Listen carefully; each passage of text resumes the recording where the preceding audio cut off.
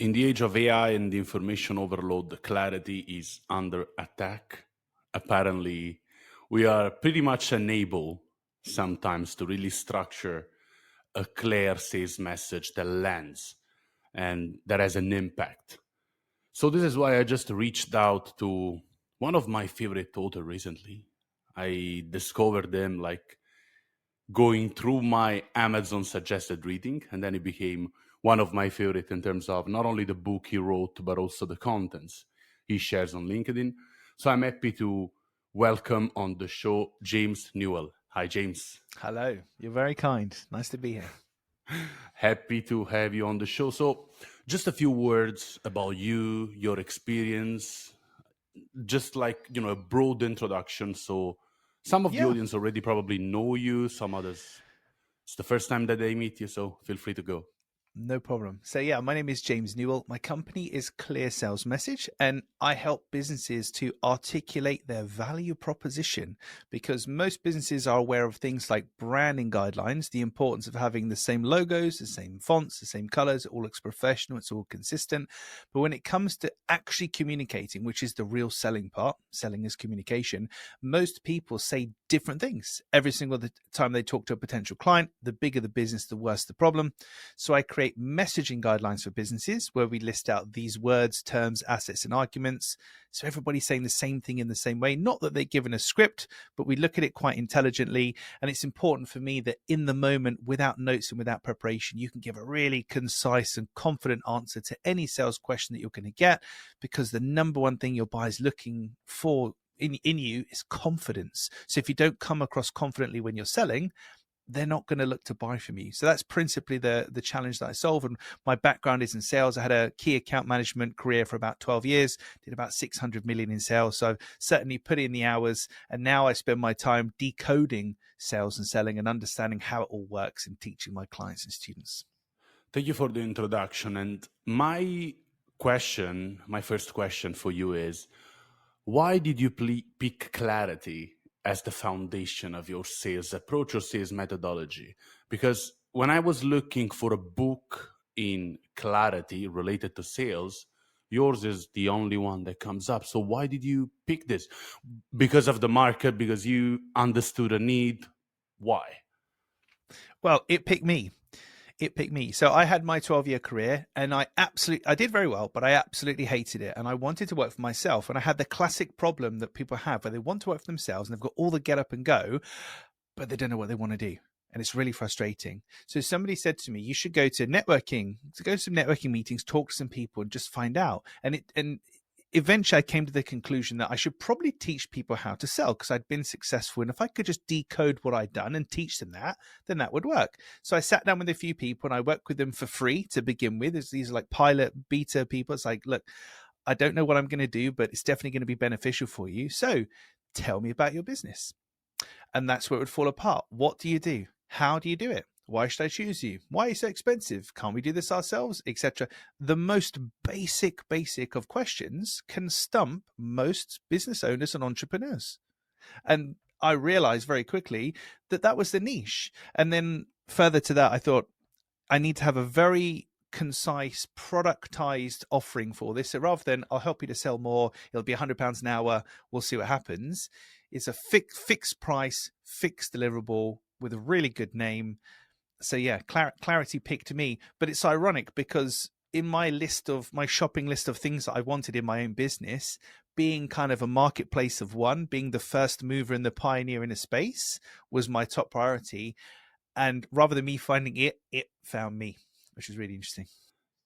How has been the acceptance of the general public? Because it seems your book is going really well. This is why it was suggested to me. But how is it going? Like, how are the entrepreneurs, the salespeople, like really accepting the fact that probably the vast majority of their problems are in the most basic or simple things that you're teaching? Well, in the last 8 years, I've had over 500 different clients. So that's the first indication of it. And what I find is, although obviously I'm extremely biased when I say this, but nearly every business or possibly every business to a greater or lesser extent could do with help with their messaging, because people tend to forget that selling is about communication. It's a conversation with money at the end. And we're so quick to get into like buzzwords and things that sound cool and all this exciting stuff, where if you don't patently understand what I'm trying to sell to you, and in the age of AI and technology, all this kind of stuff, that's getting increasingly more difficult because some of these things are so complex, it's so difficult to explain. My main mantra is if they don't understand it, they can't buy it. And so many people move past that first elementary step, probably because they don't even recognize it as an important thing. We're jumping straight, oh, we need to sell to people. But if this is my product and you don't know what it does, you're not going to buy it from me. Even if you need it, you're not going to buy it from me. So it's been received very well. And yeah, it continues to do so, which I'm very happy for. And thanks for the answer. Now let's just move to your book, because that's the main reason, like, why I got to know you. So talking about your book, it's clear. I mean, as it should be, but also is extremely actionable. This is what I appreciated. Like, it's a manual for a person who, I don't know, starts in business or already has an established career, to go through all your step-by-step process and, actionate something, like make something work. Now, if you can give us a little bit of a description on your book, talk about it briefly, and talk about the main ideas in it, the main key steps. Yeah. So the main thing for me, and how the book came to be, was because I found that I was naturally good at explaining things and communicating well, but I didn't actually understand what I was doing, which I think is called unconscious competence, right? So I was good at it, but I didn't really know what I was doing. So I reasoned that if I could write a book on it and if I could teach others how to do it, I would learn myself and it would make it replicable. And that was a good thing to do. And that's why it's so actionable, because I get really frustrated. And it's not just in the sales space, but with a lot of this kind of stuff, when you read, it's all perfect world theory, but it's not actionable. I want it to be granular, step by step. It's only possible to a point because we have products and services, online, offline. Lots of businesses are different. So I wanted to get there and really take it back to brass tacks. So what are people buying from you, and what are they really buying from you? Because for me, with clear sales message, nobody's buying a clear sales message from me. What they're actually buying, I've discovered over the years, is confidence. Because if you have an answer to all the questions that you're going to be asked in a sales pitch and you know what to say, etc., you feel confident, and that's what makes the difference. So you might not be outwardly aware that you need confidence, but that's actually what you're really buying, which is that classic sell the destination, not the journey. Nobody buys a drill, everybody buys a hole kind of thing. But it's making it real, because some of those things are so well known and well trodden, we forget that they actually make perfect sense. So for me, it's getting back to what are people really buying from you? And then how do we explain that to them in such a way that they're going to get and they're going to understand? Because average reading ages are incredibly low. In the UK, the average reading age is 9, and that's an average. So there's people above and below that. Attention spans are just horrendous with TikTok and video and everything else. So selling, it's not about persuasion and convincing and pushing. It's about getting a point across. And so I lay out in the book a very, and it's extremely basic articulation, step-by-step process to do that, because for most businesses, and the more complicated your offering, the more you need it, but we need those very basic building block steps. Because if you're listening to this or watching this now, and I say to you, what do you do? How do you do it? Why should I choose you? You know if you can answer that, and if your answer is concise and well rehearsed, or if it's a bit waffly around the houses, and that will make all the difference for your sales performance. Thank you for the answer. And talking about the demon that you just introduced, information overload and AI. So, like you just introduced a really specific topic, like the brevity and the kind of battle for the attention that we are fighting like every day. Buyers entering later in the stage, in the buying process or sales process, like, it seems that clarity is not only important, it's essential. So in this kind of age, in this post-truth world that we live in now, so how do you think the concept of clarity in sales has evolved or has changed compared to even 4 years ago? I think it's like you say, it's just become essential, and we've moved from. And it's funny because with my kids, we look at messaging everywhere because I'm absolutely obsessed with what I do. I love what I do. So that's a clear sales message, Daddy. That isn't blah blah. Why does that work, etc. I think more than ever, getting back to basics and being able. So for some of my clients, I can explain to you what they do in like 1 word, 2 words, 3 words. That is a huge commercial advantage that most people miss, and they get obsessed with other things. I had something the other day. I was in the car with my eldest son, and this company introduced this notion of petgevity, which is taking longevity and pet, putting them together, which is called a portmanteau. So petgevity. But the first thing he said to me was, well, what's that, Daddy? I don't understand. It's like, well, there we go. If you don't understand it, you can't buy it. So I think we're so keen to get to the flashy, amazing, aren't we wonderful world that we forget to be able to say, this is a mouse. It helps you to use your computer. It's easier than a keyboard. Would you like it? That seems almost too basic and too pedestrian. But like you say, it's essential. And the more complicated things get with AI and blockchain, and that's where I do most of my work, is in hard to explain offerings, right? The technical things, the more technical it is, the more you've probably drifted from the basics of it's a mouse, it helps, it's easier than a keyboard kind of thing. But yeah, it's almost funny, isn't it, how basic it is, but it's essential. So Question for you as a follow-up on this one. You just talked about AI, information overload. I just want to know if it changed your method, if it changed the way you teach others finding their clear sales message, or is it still the same since before the AI wave? it's still pretty much the same. And I'm very keen to keep myself and my clients away from AI as much as possible, because whilst you can put things into AI, and I had this last year for the first time, somebody said, aren't you just going to put this into Chat GPT? Like, what are we paying you for? Which is a fairly valid objection at this point in time. But AI and Chat GPT and things like that are extremely limited in what they do. So if you ask AI to explain something, or I name a lot of businesses, products and services, the quality of the names that ChatGPT spits out is just hilariously bad at this point. So for me, it's about keeping my clients away from that, keeping myself away from that, because with AI, we're essentially abdicating thinking. So my traditional method is I will sit there and think, okay, through my methodology, what is this? What is that? Okay. And it's some like real heavy lifting thinking work that I'm doing, versus ChatGPT, give me a funny name for this. Done. There we go. We abdicate thinking.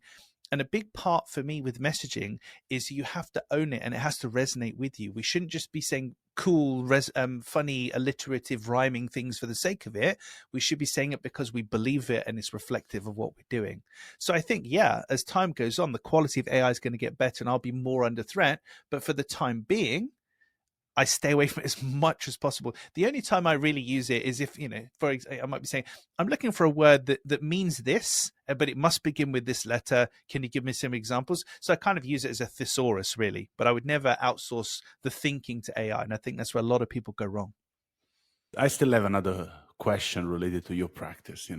So far, among all the clients you had, what is the, let's say, funniest experience in building a clear sales message that you had? Okay, so the funniest one was a company called Lucid Meme. So these guys, a couple of young guys, really nice. They outreached me trying to sell to me through LinkedIn. So I had a call with them, and I wasn't a good fit for their product, so I politely declined.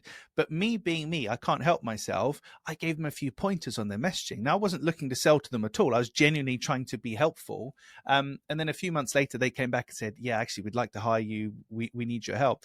And the main kind of tagline and approach for their business is we meme, so MEME, we meme business. So rather than we mean business, we meme business. And their job titles within their business. So they went from founder to certified memologist, because what they're doing is fun and playful. And we really needed to get that across. So I think they even made like certificates and everything. They really went to town on it. But if you get an outreach from somebody who's a certified memologist talking about the value of memes, and also we broke down, because and I have this a lot with clients, they knew what made a meme work. So you know what makes your product or service work. Of course you do. That's why you do it. But they couldn't explain it. And when you can externalize it, so when they can say, and you have to bear with me because I can't remember this off the top of my head, there's too many clients at this point, but they can see, there's 4 main points to a meme that works commercially. So it's not just funny, it can actually work commercially, and it's this, and it's this, and it's this, and it's this.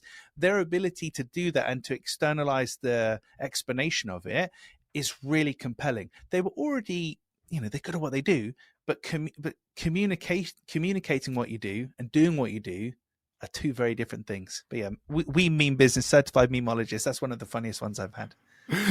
The toughest one, indeed. Oh, the toughest one? Oh, well, that would be in the FX space, so in the foreign exchange space, trying to differentiate, okay? Because by definition, it's a commoditized market. You're dealing with commodities, you're dealing with currencies by definition.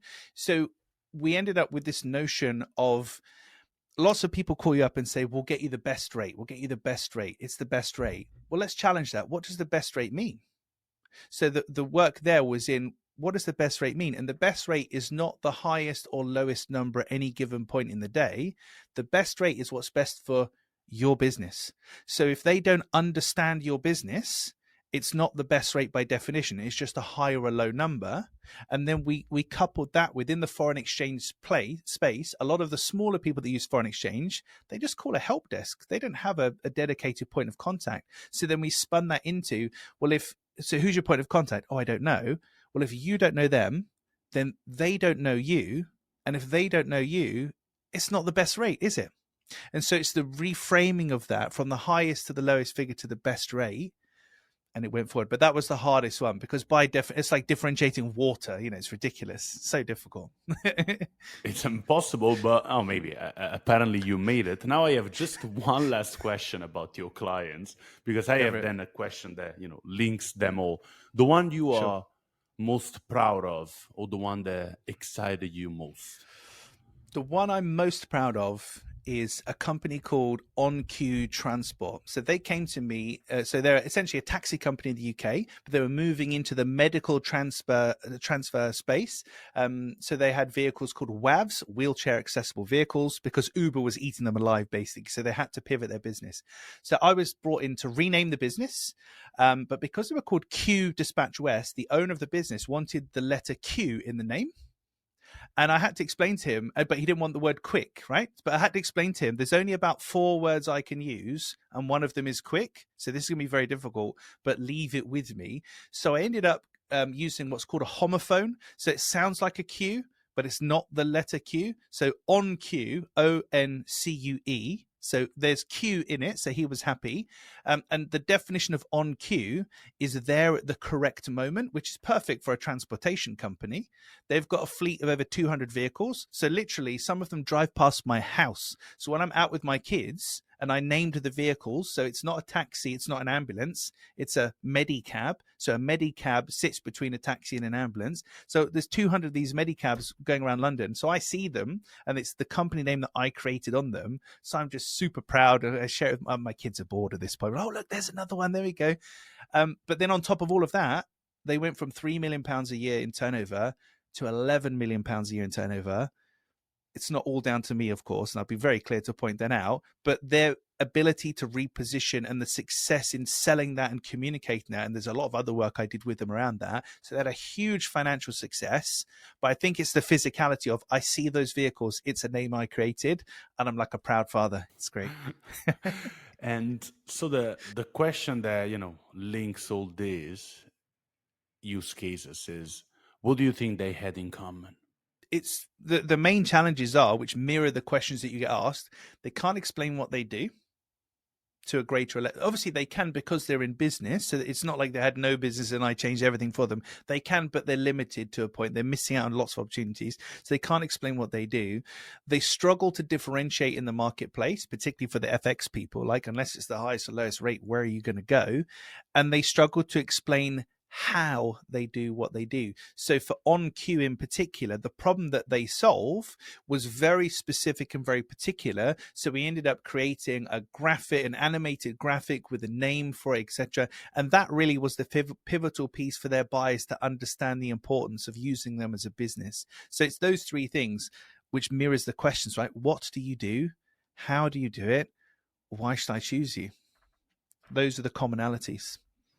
Thanks for the answer. Just one question now related indeed to, help the salespeople who are listening. So what do you think, or what do you think is a practical principle or shift in the mindset that you think every sales professional should really welcome if they want to communicate with more clarity and consistency in 2025? Okay, so at the time of talking to you, I've got 806 different pieces to my methodology, so I'll just pick a couple. The first one is what I call selling the destination, not the journey. So what are people really buying from you? Often it's a feeling or an emotion, but what's the impact that they're after? What are they really buying? And communicate towards that always. Focus on what the client's actually buying, because it's not your product or service. The second one is define the problem that you solve, because this is another sticking point. What's the problem that you solve?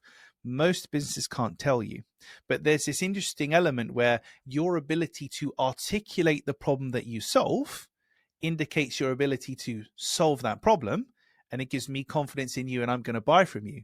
So if you can define the problem that you solve, and then even better, name the problem. So I had a client recently, and it doesn't have to be fancy. It was just called the pricing problem. They've got a pricing platform. So it's called the pricing problem, where pricing things is difficult, lots of different people, spreadsheets, missing numbers, blah, blah, blah. So define the problem, name it. Very, very important. And then the final one, because I won't give you all 806, it'll be here all day, is the trigger point. So what motivates your buyer to move, to act? It doesn't have to be as urgent as a leaky tap or a fire or anything like that, but what gives your buyer urgency and motivation? Why and when are they coming to you? Because if you can understand that, we have this kind of triangulation going on, right? So I know when to reach you, I then know what to say to encourage you to buy, and then you move on to buy. Because most people have a broad understanding of who their buyer is, but they don't know when their buyer needs them. They don't really understand what their buyer is buying from them per se. And that's the common mismatch. And that's the classic features benefits scenario that plays out. And if we've got time, I can explain to you why that happens and how to solve it too. Absolutely. Go ahead. Okay. So the first thing from my, how can you tell I get excited about what I do for a living? So the first thing that I did with Clear Sales Message, I wanted to be able to understand for myself why. I say nobody can explain what they do for a living. It's a bit dramatic, but you get my point. I was like, why can't anybody explain what they do for a living? What's the problem? And I discovered cognitive biases and heuristics and all this kind of stuff. And there's something called the false, as in incorrect, the false consensus effect. And it's that classic image of the two people. There's a number on the floor. He can see a 6. She can see a 9. Nobody's correct, but it's a matter of perspective. So I'm lifting up my cup of coffee here. You might call it a mug of coffee, a cup of coffee. There's different language we use for things. It's called sociolex. There's different languages and different perspective we have, but I can't imagine how you would relate to it. I can only talk to you from my perspective. So I talk about the features of the product because it's my perspective and it's what matters to me. I can't fathom what matters to you in your perspective for obvious reasons. And that's the classic divide of feature. That's why you talk to people about the boring stuff they don't care about and they switch off. The way to get to benefit from feature, and I worked this out a couple of years ago, it's only 4 words. It's really simple. So if you're in the middle of a conversation and you're talking to somebody and you can feel them glazing over because you've got it wrong and you're talking about gigahertz and AI and blockchain and boring stuff they don't care about, what that means is. What that means is, so everything is held on a blockchain. You don't have to understand what a blockchain is, but what that means is there's transparency, there's audit trail, etc. Now I get it. So what that means is how we bring it from into the real life, the real experience of your buyer, so they can get it. So that's the classic feature and benefit thing. It's called the false consensus effect. And for me, that bridge, what that means is how we get across it. Thank you. And Welcome. Thanks for indulging me. one, no, I'm more than happy to, listen to you talking passionately about what you do for a living. Now, Thank you. one question regards your, next steps, future, or whatever, because I Hmm. really enjoyed your book. I just want to Thank you. know what you're working on now. If you have another book almost ready, like just walk us through what's going on in your professional life.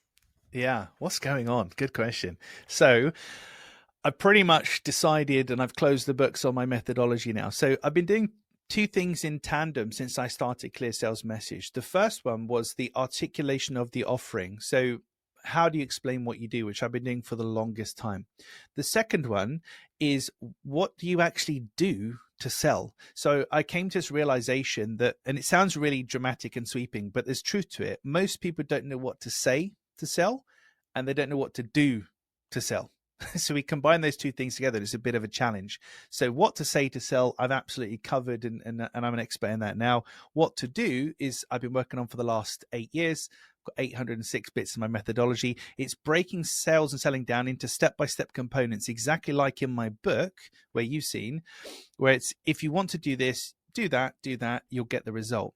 So I've got a series of digital courses and trainings and things which I've been developing for the longest time, which I call practical sales training for obvious reasons. And to give you an example, differentiating in the marketplace, big problem. If I ask you to come up with how many different ways could you differentiate from somebody, how many strategies do you think you could come up with if I asked you? And it's not a rhetorical question. Sorry, that's Oh, a real question. Put you on the spot. If you had to differentiate, how that's many a different really ways good are there? question. Oh, three, max four. Okay. I've got a course with 117 ways in it. Conversion, over Wow. 200 strategies to convert people, over 100 ways to get people's attention, over 100 ways to connect with your buyer, over 100 ways to get them to trust you. So I've broken down all of these different things, and they're of course not all going to work for you by definition, but it's plugging that gap of we don't know what to do.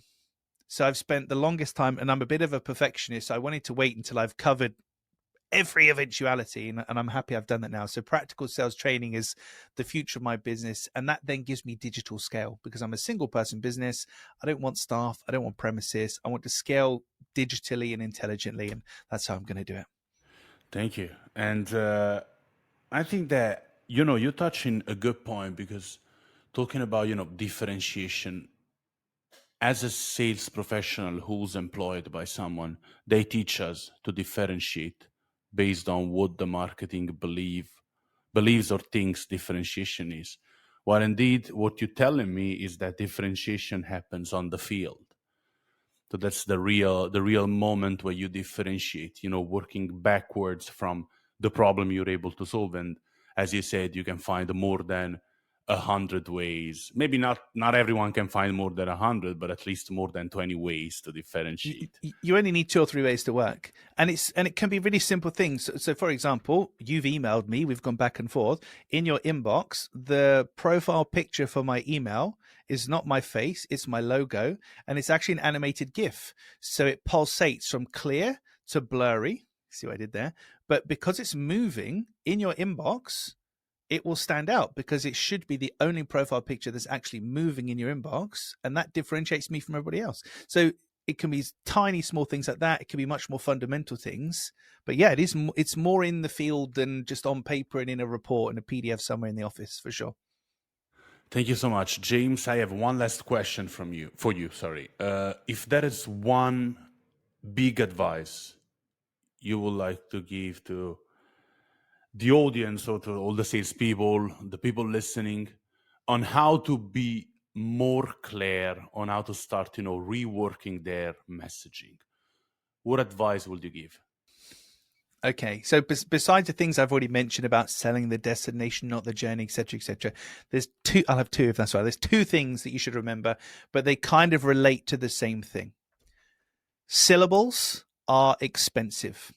The more syllables you use to explain something, the worse you're going to do. Okay, so at the very least, and we can use ChatGPT for this, right? Here is my sentence: swap out words for fewer syllables. Syllables are expensive. And the second one is explanations are expensive, because if I have to explain something, by definition, I'm using more syllables to do it. So you'll notice, so with the name of my business, Clear Sales Message, I chose it because I liked it. It was not more complicated than that. But I realized retrospectively, it's what's known as a schema. So you take the notion of something being clear, sales means money, message means communication, and you can guess at what you think I do for a living, and you'll actually be right. And I can do it in just 3 words: clear sales message. So if you can name something appropriately, name it, don't explain it, then you'll get your point across. So yeah, syllables are expensive, explanations are expensive. If nothing else, if you can just cut down the words and the complexity of the language you're using, you'll be streets ahead, because people are far too busy to get involved with jargon and long-winded sentences. It's like those emails you get or DMs through LinkedIn. Get to the point. What do you want? The quicker you can do that, the better. 2 advices instead of one, for the audience and for myself. So it's a really good one. And anyway, James, thank you so much for, accepting the invitation. I'm sure the audience will benefit, from this conversation. Anyway, James, last one thing, if you want to share how people can follow you, find you through social media, find your website, just do a little bit of unsolicited promo. It's funny because somebody who's in sales, this is the bit I get awkward about. The main place for me for the longest time has been LinkedIn, because I'm there every single day and I share as much free stuff there as possible. But I'm now branching into YouTube a lot more. So I have a podcast, a daily podcast called The Daily Sales Message, which is on YouTube. But I'm now starting to do a lot more informational long form. So talk, 3 ways to differentiate, 2 ways to get attention, blah, blah, blah. So as time goes on, that will build out. But if nothing else, LinkedIn is the best place to find me, and then connect with me, send me a DM, say hello. I live in LinkedIn, basically.